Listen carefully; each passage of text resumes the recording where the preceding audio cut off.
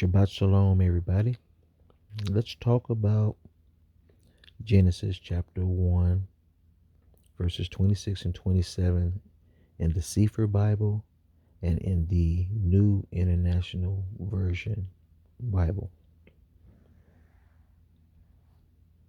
Talking about the difference in the new version versus the old version. How words are changed and the word changing changes the context of the definition of the verse. And Elohim said, "Let us make man in our image, after our likeness, and let them have dominion over the fish of the sea, and over the fowl of the air, and over the cattle, and over all the earth, and over every creeping thing that creeps upon the earth." That's Genesis chapter 1, verse 26 in the Sefer Bible. Keep this in mind. He said, "Let us make man in our image." He's talking to the angels. And he created the angels as well in his image. So when he said, "Let us make man in our image," that's what he's saying. After our likeness, because he created the angels in his likeness as well. So they are male. Just keep that in mind. So Elohim created man in his own image. See, it says it right there. He created man in his own image. So the angels are also created in his image. In the image of Elohim created he him. Speaking of man, he created in his image. And then male and female created he them. So he's saying that he created a male and a female. Is what he's saying at the end of this verse. Not that he created male and female in his image. That's the confusion sometimes people will mix up. He didn't create man and female in his image. He's just saying that he created both. We all know that he created man in his own image. Okay, that's the Genesis chapter 1 verse 27 in the Sefer Bible. Okay, now this is the Holy Bible, the New International Version. Now they tend to change things in these new versions. Every time they change or come out with a new version of the Holy Bible, words are changed and books are removed, and it just gets worse as they revise them. So anyway, let's see what this says. All right, this is the New International Version, Genesis chapter 1, verse 26. Then God said, "Let us make mankind." See, it says mankind in our image. Now we know that he didn't make mankind. He made man, one man, and from that one man became the world as we know it, with mankind in it.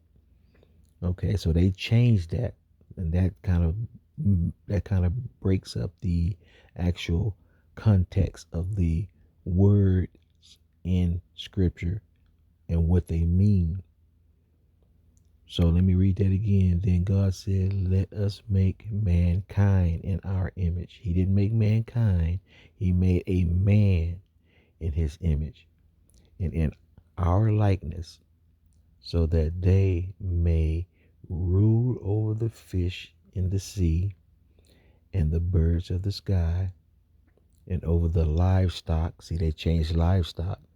Livestock should have been cattle. Why did they change that? They just should have left it as it was. There was nothing wrong with saying cattle. Okay, so and all the wild animals, and over all the creatures that moved along the ground. Now, let's move on here. Now, this is the New International Version, Genesis chapter 1, verse 27. So God created mankind in his own image. No, he didn't. He did not create mankind. He created man in his own image. And from that man came mankind. So see, they changed it. That just messes up the whole context of the definition of this verse. And in the image of God, he created them, male and female. He created them. So that's the problem that I have with the New International Version. They changed words where they didn't have to change words. It's like telling a story. You know that old way, we used to do in school? They would get like 5 or 10 people, and one person would tell somebody a story or tell somebody something, and then that person was supposed to tell the next person, and then that person was supposed to tell the next person until all 10 people were told the story. And then each person was asked what the person said, and by the time it got to the 10th person, from the original person telling the first person, it changed. Remember that? They call that the grapevine.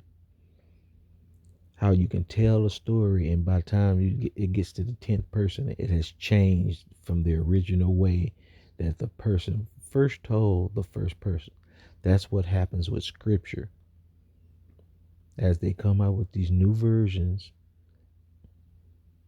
they always change something instead of just leaving it like the original version was. Now, the Sefer Bible is older than the New International Version. So that's the Bible or the scriptures that I like to follow. I follow the oldest version of the scriptures. The older it is, the more original it is. And that's why I like to read the Sefer Bible. So we have to study to show ourselves approved unto Elohim. Because if you don't study, then you won't know.